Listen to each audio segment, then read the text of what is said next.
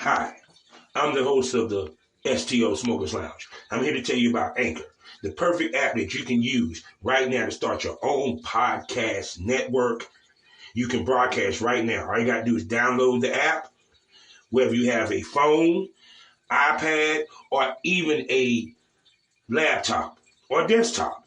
You can right now download Anchor or go to Anchor FM right now and start recording and have your stuff broadcasted over multiple platforms such as Spotify. So go to Anchor today and start your podcast career like I have. Because trust me, I love me some Anchor. I hope I'm saying her name right. Kaii. Hi. Kai. And on top of that, I'm interviewing someone, like I said before, was on my list of ladies that I wanted to work with when I was active in the business. So this is kind of like, excuse me, a fan moment at the same time, professional work fan moment. Oh, flattered. And also, I even saw you on Horrible Decisions when Mandy had hair. I just get on Horrible Decisions. That let me know how much. That let me know how much you was ringing bells in the game, babe. For real. How did you get on Horrible Decisions? Tell me about that experience. Getting on Horrible Decisions was not really game plan. It was kind of just, that's what was supposed to happen. So that's what happened. A year prior, my sister, who is also a dominatrix, got invited to be a rope muse for Sir Dashington, who was one of their talents at their live show in DC before COVID took over. So yeah, we got to meet them and chop it up and talk. And when we were like in the back in the dressing room, they were like, "Okay, so like if running the family, you into this too?" And I'm like, "Yeah, I love BDSM. I love getting tied up." Da da da da. They're like, "Okay, well, do you like do it with your sister?" And I'm like, "No, she kind of got into it before me, and then I got into it, and she's like, 'You're doing this with who?'"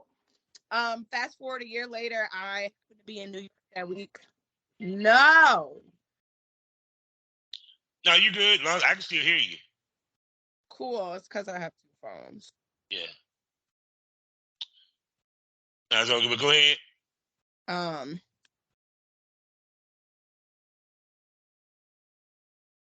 So a year later, I was in New York shooting some scenes.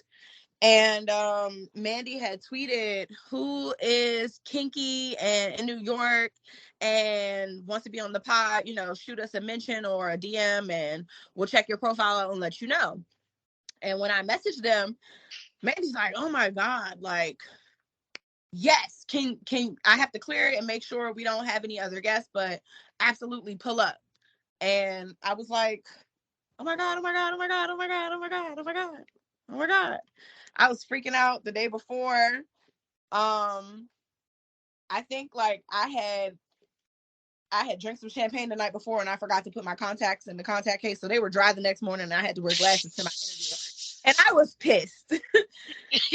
I was so pissed. But looking sexy the motherfucker on camera. Stop playing. You were still looking sexy the motherfucker. I was sitting there like, damn, it was just a snack in between snacks. It was just like beautiful.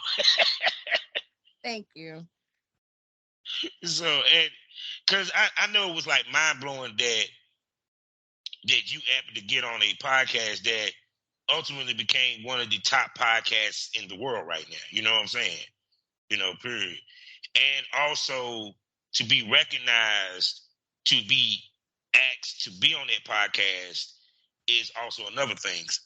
Just speaks to how much work you was putting in at that time. You feel what I'm saying? I feel that, but I also feel like it speaks to evolution because when I first was on their podcast, I was really trying to figure out what direction I wanted to head in and the things that I wanted to focus on as a creator. So being on the show and watching it now, I'm like, I wasn't even in my zhuzh then. Like I was letting y'all direct the conversation. I felt like it was so much left unsaid. So, but it gave people a little taste. It got people interested, and I really appreciated that. Oh yeah, oh yeah. So look, let me do these particulars, and we can get this wonderful interview on the road. And fellas, we are going to bring her back so y'all can see how sexy she is. If y'all ain't seen her yet, get it on the camera. So with that being said, welcome to the Smokers Lounge here on Anchor, the perfect app for anyone who's trying to start their own podcasting career. All you got to do is download the Anchor app or go to anchor.fm and get a profile, start podcasting today. I'm your host, Kavanaugh, the Southern Champ, a.k.a. the Porn Rap Star. Find all my links with one link, allmylinks.com/porn rap star. Let me tell you about 3 wonderful sponsors that we got. The first one being the Facebook of the LS community, lsworld.com. Next up, the hottest adult magazine on the web today, Eroticism Mag. So go to eroticismmagazine.com and get yourself a monthly subscription. And last but not least, and black owned for you content creators, 90% profit. They offer healthcare and no hashtag issues. And for your consumers, a new place to consume hot XXX content. And did I forget to mention that they're melon owned? I'm talking about excitebunny.com. Also, check me out. Also, we're a proud member of the GW District Black Podcasting Network. Also, while you at shopgwdistrict.com, like the beginning of the address, get some shopping done. You get the opportunity to buy products from over 500 black-owned retailers and shops. Also, check me out on SkyhawkAfterDarkTV.com, the BGP LLC app, which you can listen to on your phone or even access on your browser. And newly been added to the Fully Swap Radio family. So, yeah, we're getting to a lot of places. Now I'm going to shut up and let this sexy dominatrix, porn star, pinup, gorgeous, legendary BBW. Let's make this clear because she is one of the legendary BBWs. Trust me on that. Introduce her sexy ass self. Where's the ashtray? Good evening. I'm Dallas Playhouse, known to some as Goddess Dallas, known to all as your favorite BBW / superhero, because I do what the fuck I want. Yes, and how many years you been doing this, baby? I've been in and around the adult industry since 2016. Yeah, so you have time in this business. I feel like when things are supposed to happen, they absolutely will. I'm definitely a witness to divine timing because I fought it really hard. Somebody that you've had on the show, Alfonso Lays. Yes, That's friend of the show. He and I were cool from Instagram when I used to work for a local company as a masseuse and, in their marketing and stuff. And he was like, do a scene with me, I'll get you started. I'll get you right, yada, yada. And I'm like, nah, I don't know. I don't know. And then finally I was like, all right, fuck it. And I called him and I was like, guess what happened? And he was like, you did your first scene without me? Nah, I can't have that. So who was your first scene with? My first official scene was with Bones Montana, and Bones gets around, yo. His name pops up like I done about damn near umpteen interviews, and his name pops up somewhere in the conversation. That's a hard-working black man, okay? He is period. So all right, so going into your first shoot, all right, because you just didn't do no amateur shit. You walked in doing pro shit because Bones is a pro. Period. Tell me your emotions, your feelings walking on set. What was your expectations? Because it's one thing when you watch a porn versus when you're in front of the camera. You know what? I feel like that is my dichotomy. A lot of people like to talk about sets and how it's different from how you actually have sex. And now later on in my career, I've been doing more professional production shoots. But back then, just we doing kinky freaky shit because we kinky freaky people, and we gonna cut camera on. So my first scene with Bones and Juicy T, we were in Atlanta, working, chilling, hanging out, and Juicy was like, "You wanna fuck Bones with me?" And I'm like, "Yeah." And Honey is like, "You wanna cut on the camera?" And I'm like, "Sure." And as you can see in the video, like the TV on, we watching Rick and Morty, like we was chilling, but we was getting it in. And then like the video's kind of unfinished because I like walk off to go roll up or some shit and they keep fucking, very natural like. So I mean, but to be honest with you, basically, it still gave you the experience of being in front of the camera. You feel what I'm coming from? Because even though you might not been professional with it, it's also made you comfortable. Because not only was you comfortable being in front of the camera, the people that you was with in front of the camera, you was comfortable with. You know what I'm saying? So shoot. So after that, the next professional shoot I take it was Alfonso, because I know when he said, "Nah, we can't have that. You got to." So with that one I know was a little bit more professional to a certain extent. So describe what it was like with that shoot.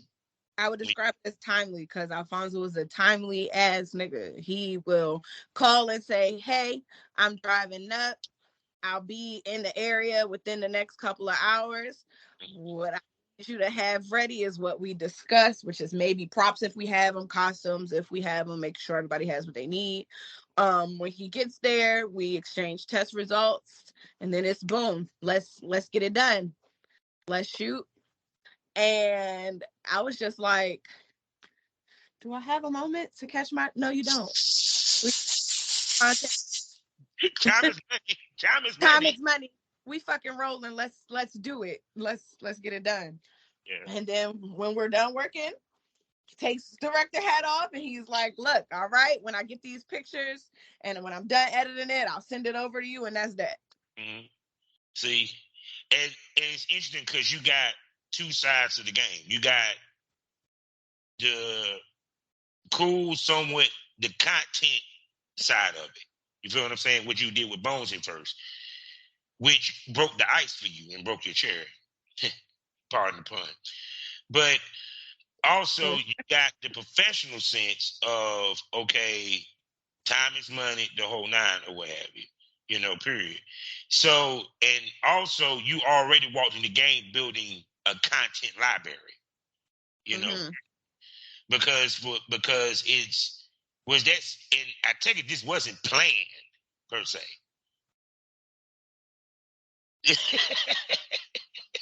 It wasn't. It wasn't the plan. It was not the plan. So go ahead. In college, I feel like that's where I was born a dominatrix because I had joined an organization dedicated to STI and STD awareness as well as domestic violence and awareness and support surrounding that. So I had a real strong education foundation. And then my actual sponsor for the program, was like, those of you who are old enough, there's going to be this type of party. Y'all are welcome to come check it out. If y'all ain't old enough to be there, y'all not going to be let in. And I'm not talking 18. And what college did you go to? They didn't have this shit at NC State for me. I went to a bullshit ass college. I know I should have went out of state, but go ahead. I went to Morgan State. Damn it! That's how I wanted to go there too. I wanted to go there.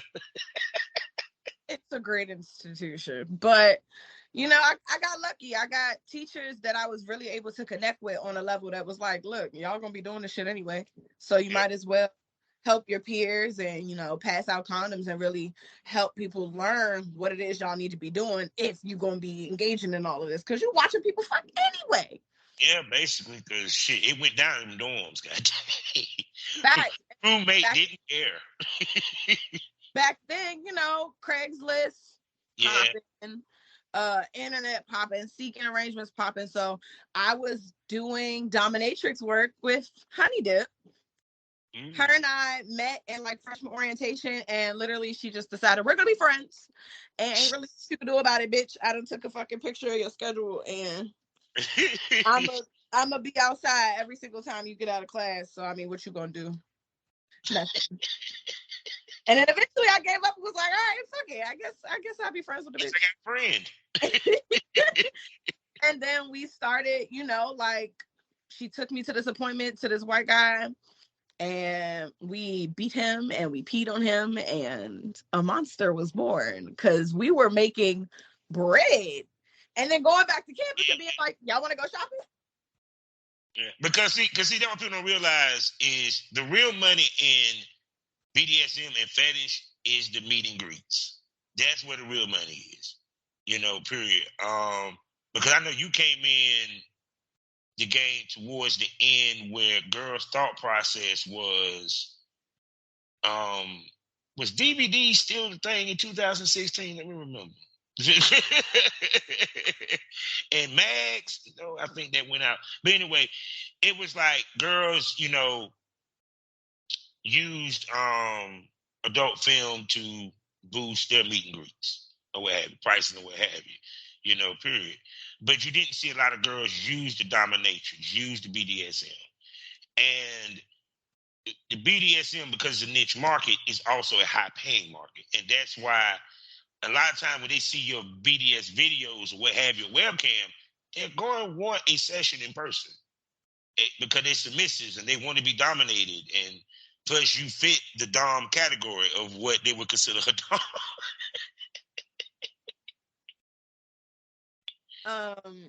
So like it's funny as hell that me and Honey were like doing Dom sessions in college, because then I like came home, and when I was exploring BDSM like for free, yeah, I was exploring being a sub. So I always tell people like I switch, but it's not like I switch for anybody. yeah. You gotta be that. You gotta be that for me to submit to You. That dude, that dude.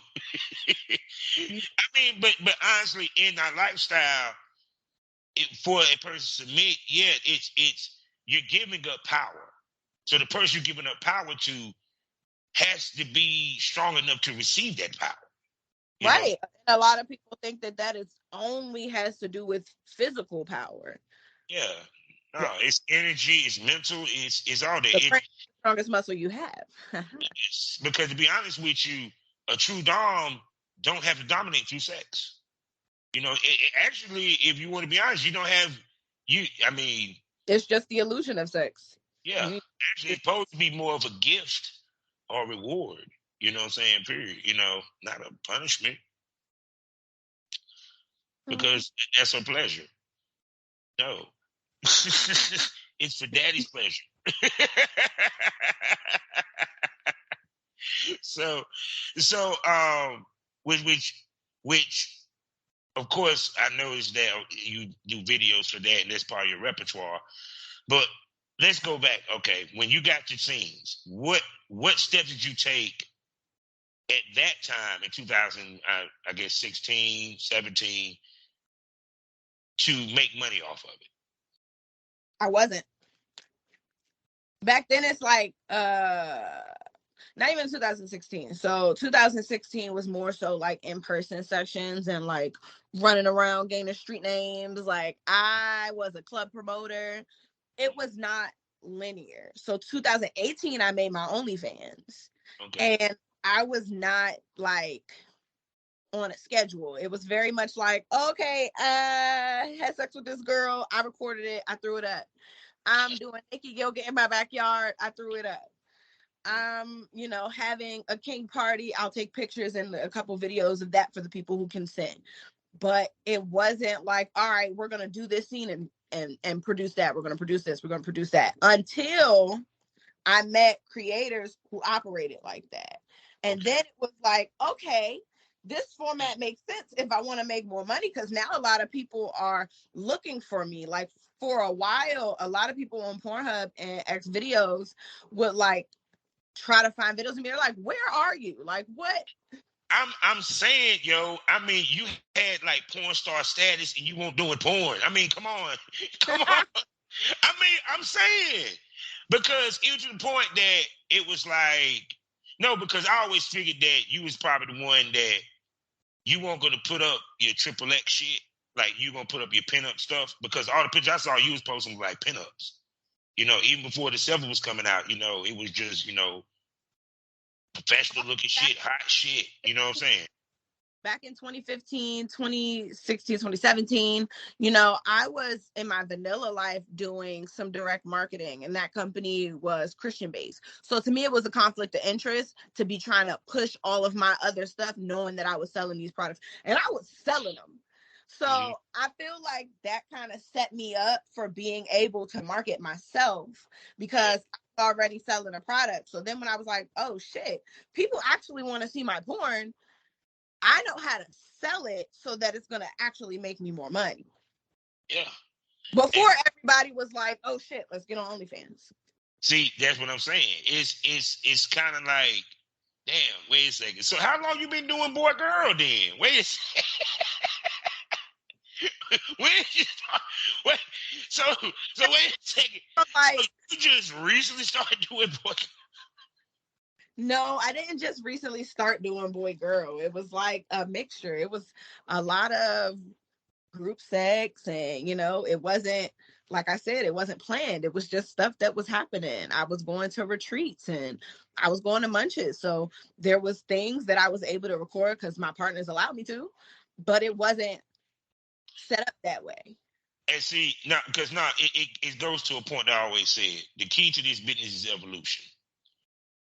You took your fans on a journey as you evolved in the business. You get what I'm saying? Because you went from, let's just say and be frank, you were doing amateur shit to a certain extent. Which is a lot of people's favorite category anyway. Yeah. And now you have moved to the professional side of it. You get what I'm coming from? Yeah. Where it opens the door for you to definitely be winning awards, more paid gigs, and even to a mainstream look, which in many ways, in my opinion, you kind of somewhat there. I mean, he's one of the most mainstream BBWs that I know. I'm just saying. I'm just putting it out there. You feel me? So it's like you just gave them a gradual taste of this, and you took them on a journey. So that's how I look at it.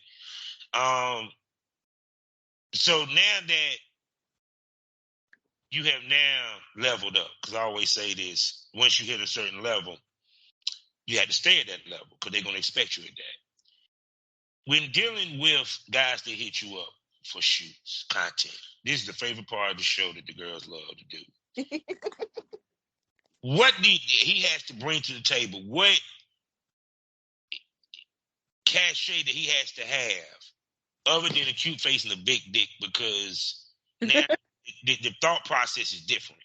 You feel where I'm coming from? Because you cut your teeth with Bones, Alphonse, award-winning male porn star. Let's make that clear. Award-winning. You know what I'm saying? I'm like, you have a hit list that is like damn near top 10. They just go there. Just being frank. So what would it take for you to say, yeah, let's do it? I have to like your work. I have to like the way you package it to me. Like, you can't, first of all, my DMs are off anyway, but you can't just message me and be like, hey, I just want to do a scene with you. And I've had actually a lot of fans that try to go that route first. They're like, hey, Dallas, I want to do a scene with you. How much does that cost? And I'm like, you're not a creator. You don't have any work on your Instagram. You're rapping or doing some poetry slam. And that's not what we're doing here. You know, I appreciate your art. However, nah. Okay, so what is it going to take? You need to have a portfolio independent of what you're trying to get done with me. So I don't want to kickstart anybody's OnlyFans. I don't want to be your first scene unless it's being orchestrated by somebody else's company on somebody else's dime and somebody else's time. But if we're just working, and that's not to say you have to be a big name. I just need to see that you're consistently working. Like, what kind of quality work do you put out right now? What is your schedule like? Because I'm not trying to put out a video that's not going to have any eyes on it because ain't nobody going to fucking watch it. And people be like, well, they not looking so they can see the man fuck you. And I'm like, nah, it's a little bit of both. Of course you're here for me. Yeah. But if you're not doing it, you're going to get turned the fuck off. You're not going to pay attention. It's not. Chemistry on camera is very important to the sale of a scene. Because the nasty and freaky is, and only going to get nasty and freaky is if both of y'all in tune with each other for it to get to that. You know, period. At the same time, you got to be mindful there's a camera in front of your face on top of that. Because, I done kicked the camera once or twice or, 10 times in my career. And a lot of these dudes be wanting to, like, get turned up and then work. Like, yeah, so we going to smoke and I'm bringing a bottle and I be like, huh? Yeah. Why do you want me to be fucked up? I need to see. I need to feel it. Because I don't just drink to drink, nigga. I drink to get drunk. So if I'm going to drink and I'm not turning the camera on because I don't like how that looks. I remember I had a guy. Go ahead. I'm sorry. Go ahead. I had a partner and he recorded and I like saw the video once I had sobered up and I'm like, bro, it's not giving what you thought it was. No, delete this. It's bad. Yeah. There been many scenes I done left on the table. I told my boy, you can have it. I don't want it. I don't want it. Not your eyes rolling in the back of your head. We not there. No. That's not what we're selling. No, because even with me, when I used to film, like I smoke, I'm not a drinker, no way. Mm-hmm. Well, social drinker, but I have a certain ritual. I don't drink before I do a shoot. I might smoke or what have you. You have dick. What? Say what? I said they be having whiskey dick. Okay, for people to understand what whiskey dick is one of two things. Either you ain't gonna come or you ain't gonna get hard. Both is not good. And which one I am. I ain't saying I don't get hard. Would you rather?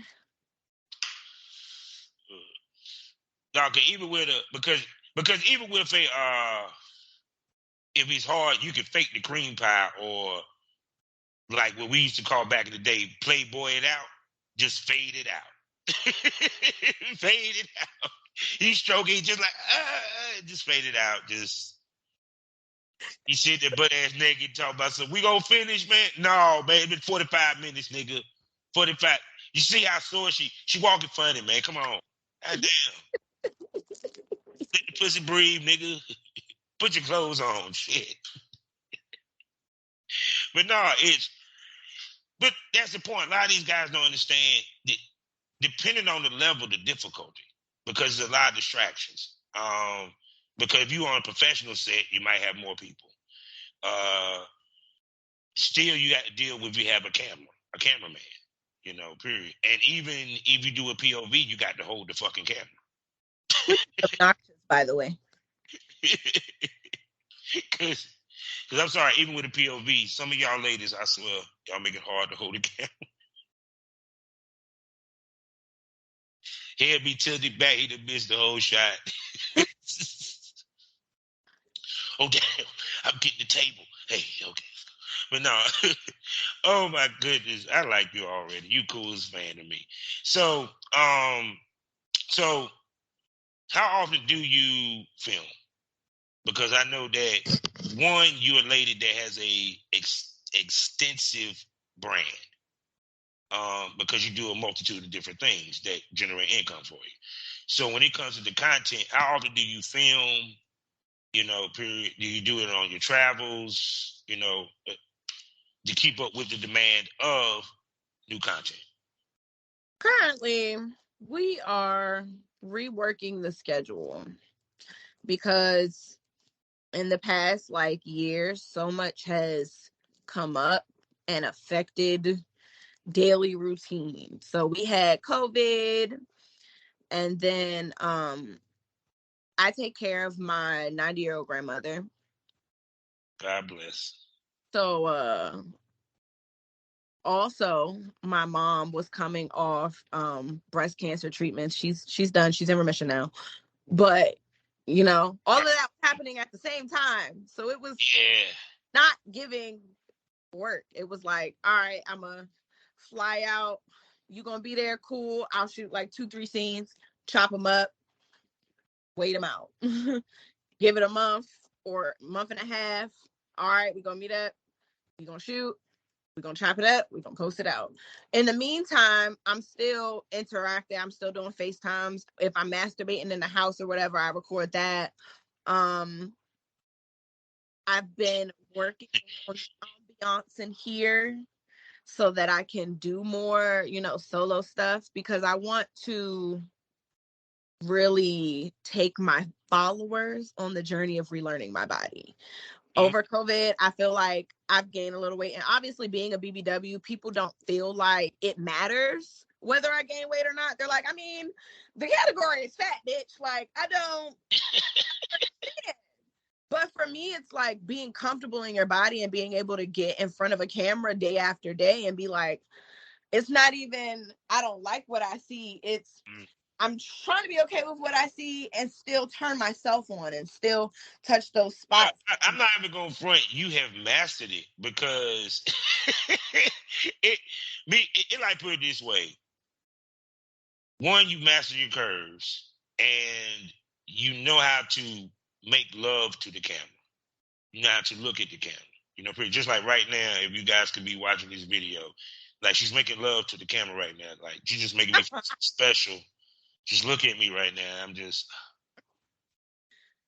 Dallas on my podcast. Yes. God is good. But anyway, yeah, to me, that's the key to this business, is not only looking good, but making it look good.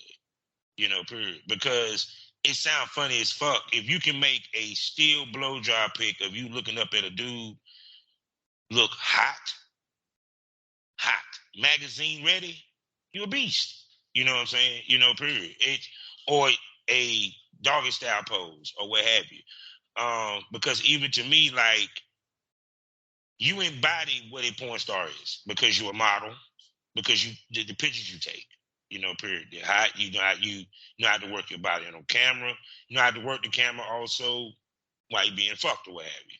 So it's kind of like, to me, even though you might not feel that you're comfortable, you don't portray it on camera, baby girl. It's like, yeah, you're very comfortable in your damn skin, baby.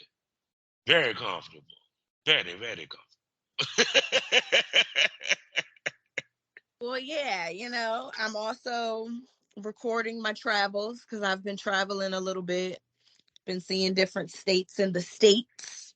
A lot of people don't value traveling in the States. I can't wait to get the opportunity to start traveling. Good. I need to. I need to hit Vegas, Atlanta. I'm mad I ain't gonna make it to New Jersey this year. I need to go to Vegas while I'm not working with actual people who want to have fun with me, because I'm in Vegas all the time for work. I'm always at work. It's like, oh, Dallas gonna be in Vegas for 2-3 days. Yeah, she coming to work and then she gonna go back home. Being alone on the strip is not that fun. It's not. It's like, I mean, I could get drunk, but then I gotta stumble back in here by myself and ain't no dick in there, and I don't like that.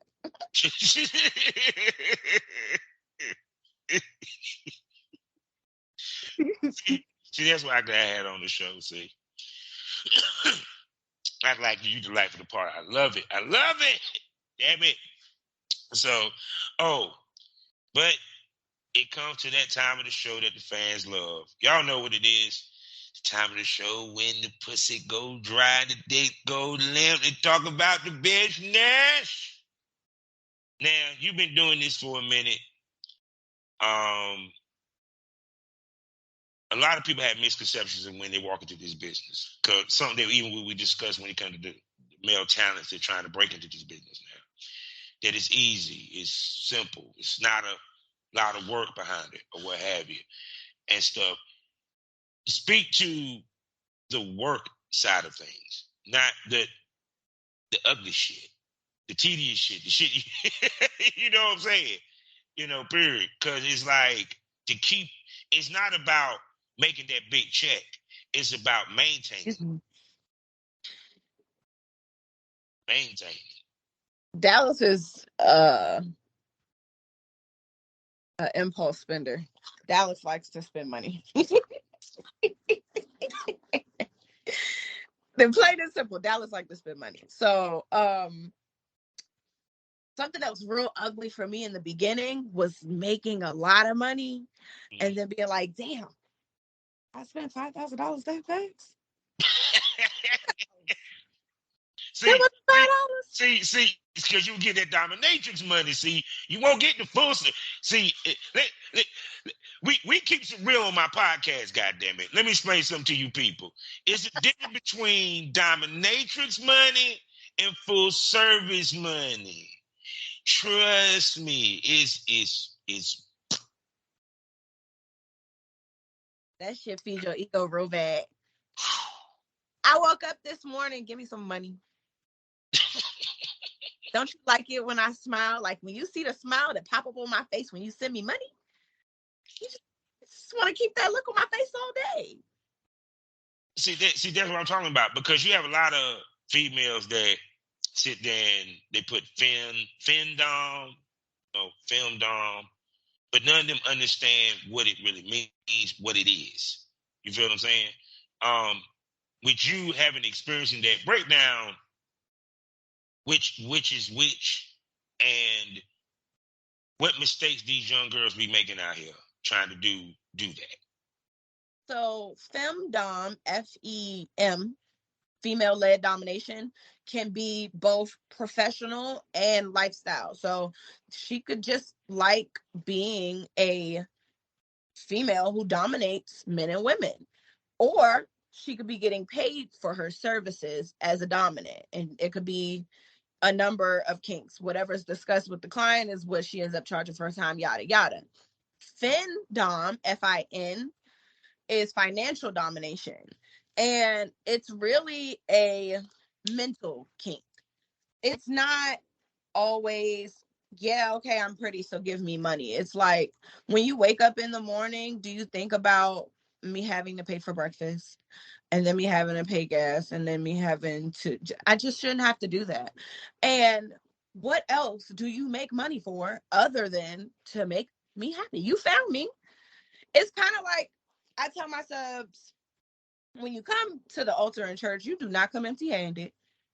You do not be like, listen, God, I need everything and I don't have nothing. Church. That is not how that shit works. So when you come to me, I need you to come with my offering proper. I don't just want cash unless we're going to the ATM. I don't just want cash plain open. Put that shit in a cute envelope with a bow around it. I like orange roses. I like Prosecco. I eat. Send me a Uber Eats gift card or something like that. But like, also, if you are not a person who takes care of your own finances, you can't be my sub, because I'm talking to the people who got, this is play money to them. It's a psychological kink. Girl, I'm finna go broke. He not going broke. He made sure he paid his bills early because I need all that. I need for your life to be in order so that I can take all your money. See, I'm gonna tell you what, girls, that is about talk game. That, because to get someone to give you their money and they ain't never met you face to face, ain't no flying out, dog. Just that takes talk game and personality. And to me, it got to be that, because a lot of these ladies, when I look at their pictures, when I look at things, I don't see convinced that you offend Dom, let alone a Dom. I mean, I'm just saying, because it's not because they might be doing porn or what have you, or they're doing content creation. It's just you can feel that energy from their pictures, because I'm a big proponent of energy, period. And it's like, even to the point that I can tell the girls they paid. I can tell the girls that got big dick energy.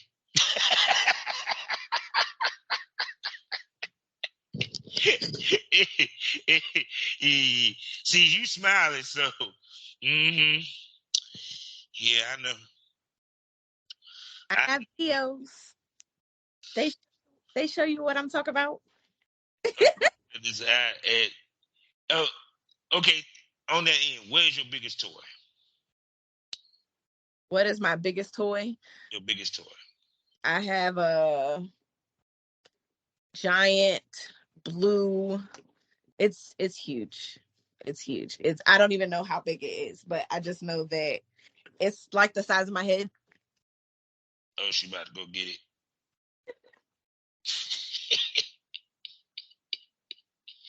Now, people, y'all not seeing the video.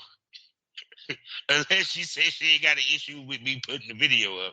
But anyway, we're going to describe this thing, so I'm about to see it, and then I'll let you know what the fucking blue hell is this shit.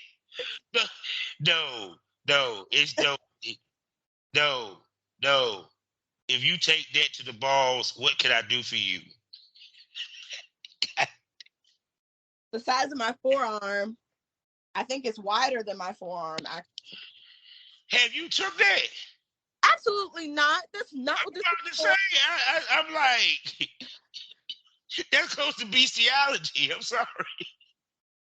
No, I don't have any gaping holes for this. I use it for, like breast play and foot fetish videos. And I spank people with it because it's heavy as fuck. It's a big. Yeah. You have some huge titties to wrap around that big, thick ass shit. It's a good time. It's a great time. See, people, actually, she has the tit size to wrap around this big blue dick. You know what I'm saying? We're gonna have to get You on. said what I'm gonna do with it. This is what I'm gonna do with it. That's what I'll be doing with it. See, you just making me just smile and blush because people don't realize she is what I wanted to work with. I ain't even going for it. Oh my goodness. So I see that you also travel a lot. Plus you have your personal life or what have you. The biggest thing when we do this shit is balancing everything. Balancing life, balancing the travel, and all that good stuff. How do you balance it? And at the same token, what do you do for your me time? Like your downtime, relax time, for your mental health. Because chasing that dollar can drive you crazy and make you holler, trust me. I do a lot of things. I love yoga. I meditate. I'm into crystals and tarot cards and divinity. I love watching scary movies. I play Sims. I will absolutely sit in the house and put my phone on Do Not Disturb and play Beyonce over and over again and play Sims. And that's perfectly fine with me. But also I have times when I just sleep. I just sleep. Just let my body regenerate. I don't want to talk because I'm a crier. So like I'll cry, I'll shower, and I'm gonna go to sleep. And when I wake up, we could figure it out. But I'm asleep. Now I got to ask you this because you brought this up about you said doing more solos, right? Which it seems to make you happy because when you said solo, you were smiling. So she enjoys playing with herself. She's just a dirty little girl. But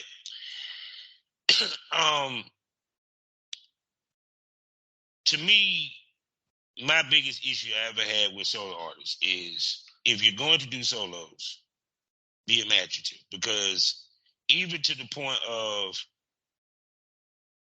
doing it on webcam and doing it for content is two totally different animals.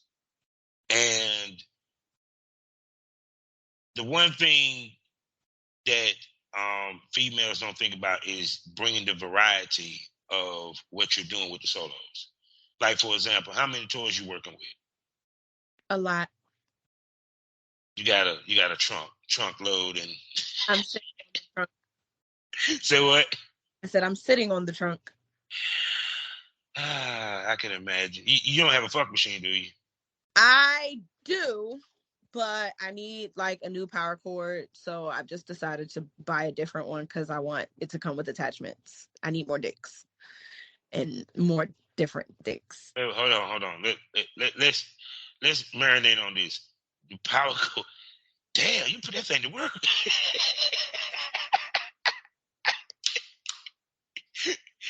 You know how many times I like look at it and go, damn, I can't even cut it on. I can't even cut it on. All right, I'm sorry. I enjoy watching girls take a fuck machine. That's kind of fun to watch. Cause it's different. Once you learn a good rhythm, the fuck machine's all right. You don't have to do all the damn work.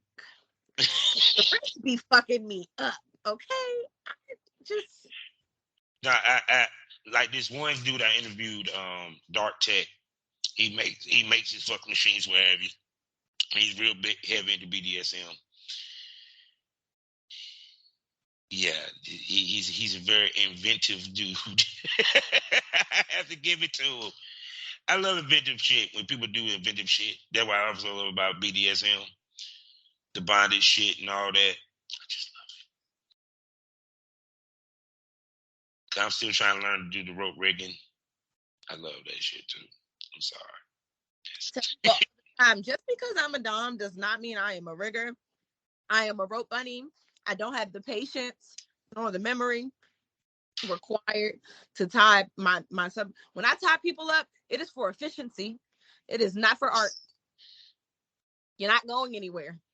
Yeah, it's for the use of what's needed. I done tied up some titties, you know what I'm saying, to where like she wanted them tied up so tight they turned blue. I said, okay.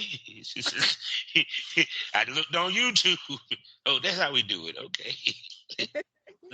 Let's do that. See, that's what I said I love about porn. Is that you can do some freaky ass shit and there's no judgment. That's the beauty of it. No judgment, no judging zone. Well, damn it. So with the industry now heading towards BDSM, heading towards anal, gangbangs, bukakis, all that good shit. Shit it was only in Germany that you can only watch from, on VHS. But anyway,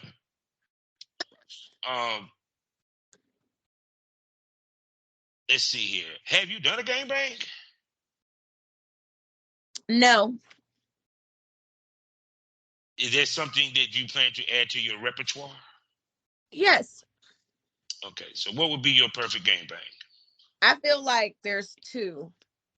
Okay. And maybe I'll keep doing it after, maybe I won't. But like the first one could be maybe like 4 to 5 guys, but it's not going to include anal. And then eventually I want to do, a double penetration gangbang. I think that would be lit. I feel like I could be the Eiffel Tower at some point. But right now, no, I only have one anal scene with Coach Carter. And even that was a stretch because I told him, I said, listen, you come out, you're not going back in. Did you tell? Oh, you told that before he went in. So he made sure he got him, huh? just got to do, but when she come out, you're not going back. So what made you decide to do anal for that scene? He just asked me, was I cool with doing it? And it's not like I don't have butt plugs because I do have lots of them. I think for me, it's just not a constant. I don't have anal sex often, but I was willing. I'm like, fuck it, let's do it. Mm-hmm. But that's something that I realized, mostly mid-scene, you have to really prep, because for me, we're gonna shoot and we're gonna get a sizable amount of time. And that was not a sizable amount of time, because I said if you come out, you can't go back. he slipped out. It's over. 2 seconds is over. Yeah, we could just go.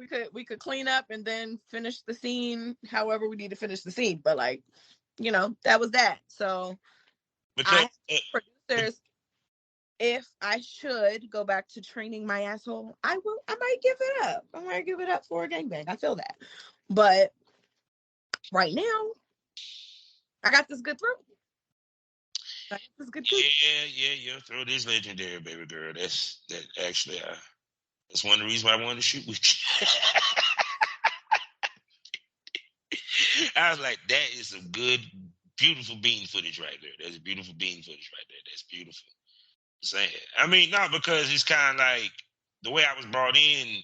I was the middleman anyway to get girls to Hollywood, try to help them get their own content or what have you.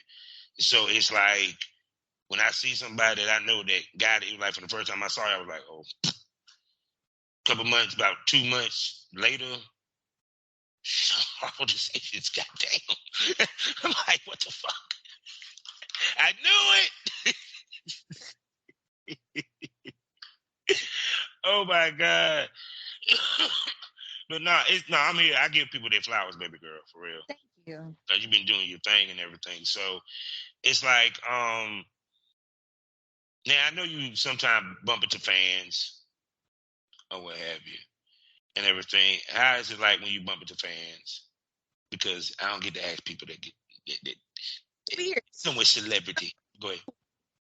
Sometimes it's hella weird, and then sometimes it's I've met a couple people and they're like, "Are you Dallas Playhouse?" And I'm like, "Yeah." And they're like, "Oh my God."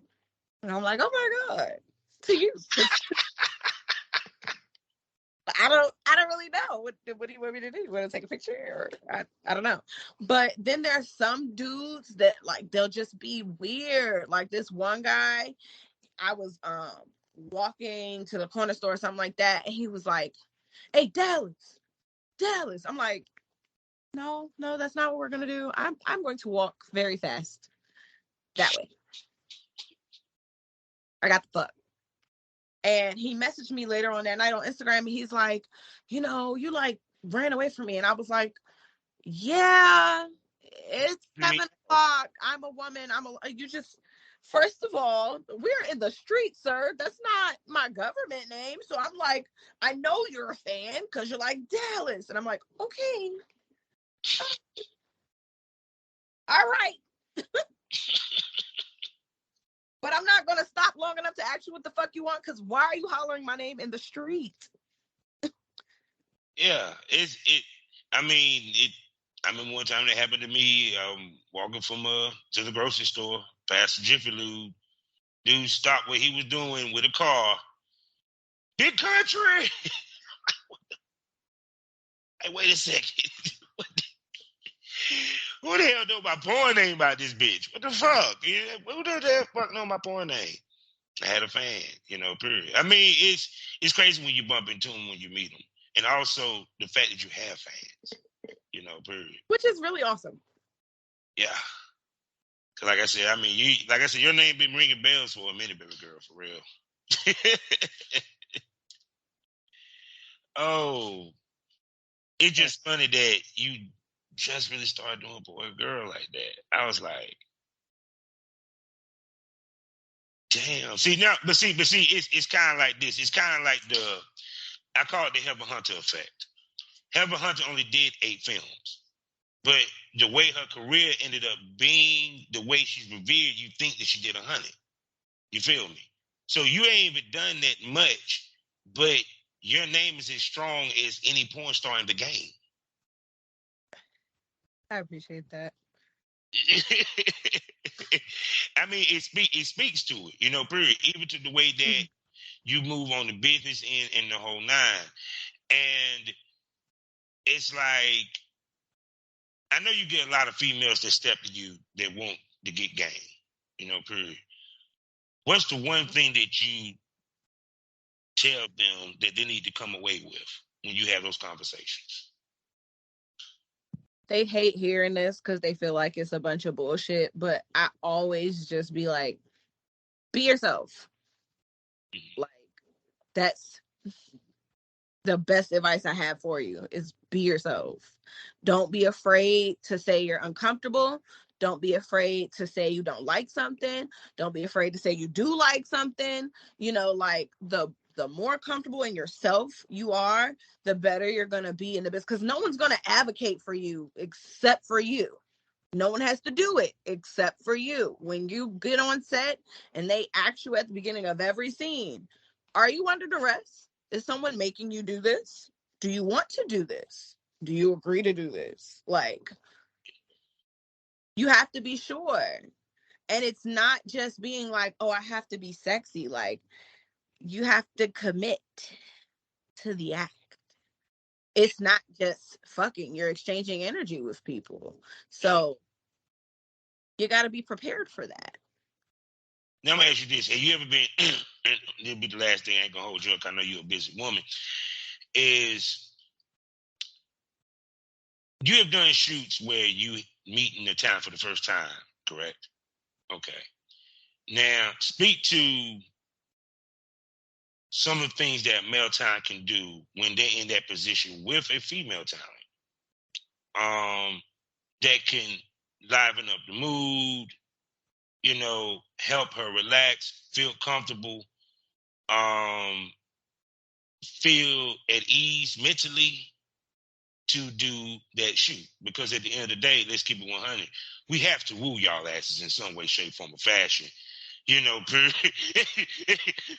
it's still sex at the end of the day. She gotta actually be like, okay, I'll fuck him. Yeah, I can see myself fucking.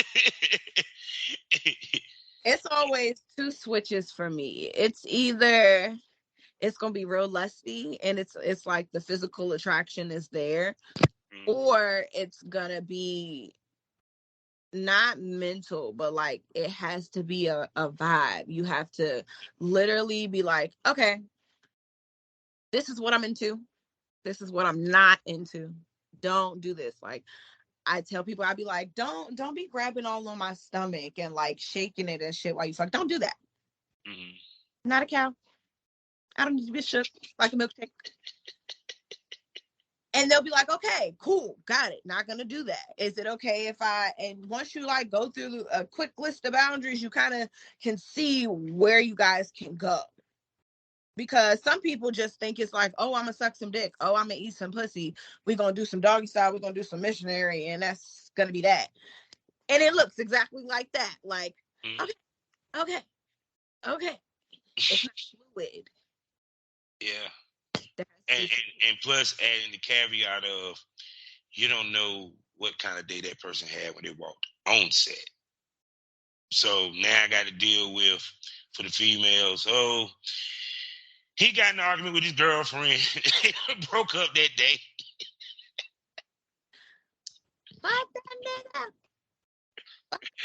Oh, God. Oh, man. And for the guys, what would be the worst case scenario for us? I got to say she a complete bitch on set. She's a complete ass. I hate that. It's like she's not engaging. She don't want to talk. She's over there meditating with her face to the wall or some shit. You be like, you want me to shoot with that? I meditate before I come because you don't. That space is given. So first of all, there's that. But I hate that too. I hate when you're excited to meet somebody, you don't really know what their personality is going to be like, and then they're difficult, and you're like, I thought you were going to be a nice person, but okay, we're going to get this done. We gonna work this out. Ain't no problem. You don't got to worry about me. I do. We are acting. I'm gonna tell you what's funny, right? a female that just it's been girls that might have been finding shit that the personality just was like, we gonna get through this, B. Gonna get through this. It's gonna be more than blowjob and doggy style. Trust me, it's gonna be more than we're gonna get a ride. We're gonna get it on the table. We're gonna get this done. No, because I'm sorry. It's like you got that chemistry, man. If the better the chemistry, the better the scene. Period. So even with content, it's like, there's certain cats that you're gonna hit up that you like, yo, that's my money scenes. Period. It's part of thinking about the brand, what sells. Yeah. So I done held you up here almost an hour, and so much. We have so much more we need to talk about, for real. So I want to bring you back on the pod, period. So with that being said, will you be my smoke buddy? I would love to. See, there you hear it, people. She will be back. She will be back on the Smokers Lounge, and we're going to bring you back on the Premium Smoke Room. 6, well, actually, soon to be 7 premium podcasts for your listening pleasure. $4.99 a month. We get more dirtier. We get more nastier. Oh, and it's video, and will be only and exclusively on Spotify. So if you see it on YouTube, it's going to be a trailer, motherfucker. And they're just facts. So with that being said, baby girl, tell everybody where they can spend their good, hard-earned money. You can go to any of my platforms under Dallas Playhouse and click the link in the bio. It'll take you to everything you need, from interviews to clip sites to session booking forms, whatever you need, it's there. Oh my goodness. So, people, this has been a milestone moment for my podcast, people. Milestone moment. I good night. The bucket list is getting checked off, people. So with that being said, you know how we end this all day, every damn day. Life is a learning experience. What's the point of the experience if you didn't learn anything? Smoke this over. Say goodbye to my dear listeners. Good night, y'all. Oh, I just love the way you just say that.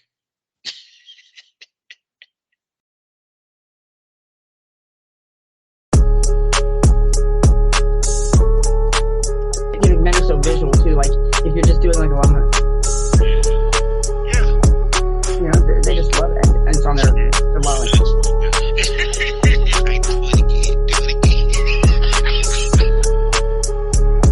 It's like all I could hear was just slurs, not just racial slurs, like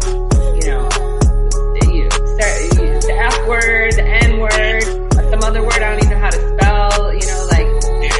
A bunch of slurs. Very derogatory words, calling people names.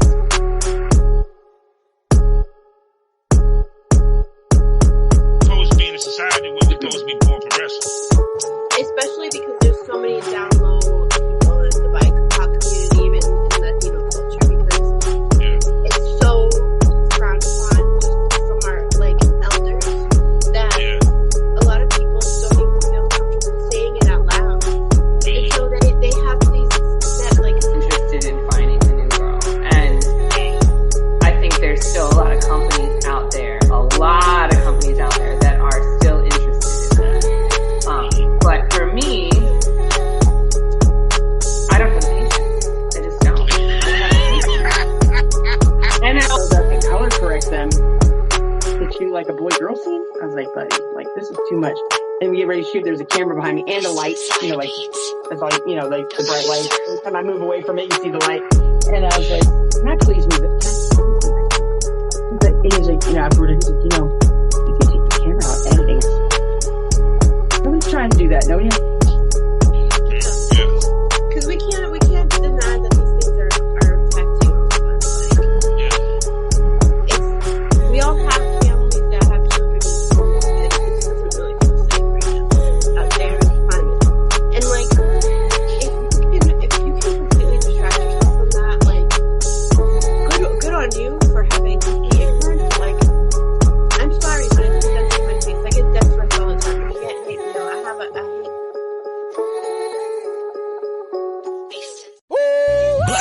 District is now online, baby. That's right. Visit the GW District. Shop the very best in men's and women's apparel and accessories, home decor, office supplies, books, pantry items, and so much more. The GW District is a retail marketplace of black-owned products and media. We're both veteran and black-owned, and we're bringing you the best online shopping experience with products made by small businesses. Come and experience the GW District difference today at shopgwdistrict.com. That's shopgwdistrict.com. The GW District, a retail marketplace of black-owned products and media. That's right. That's right.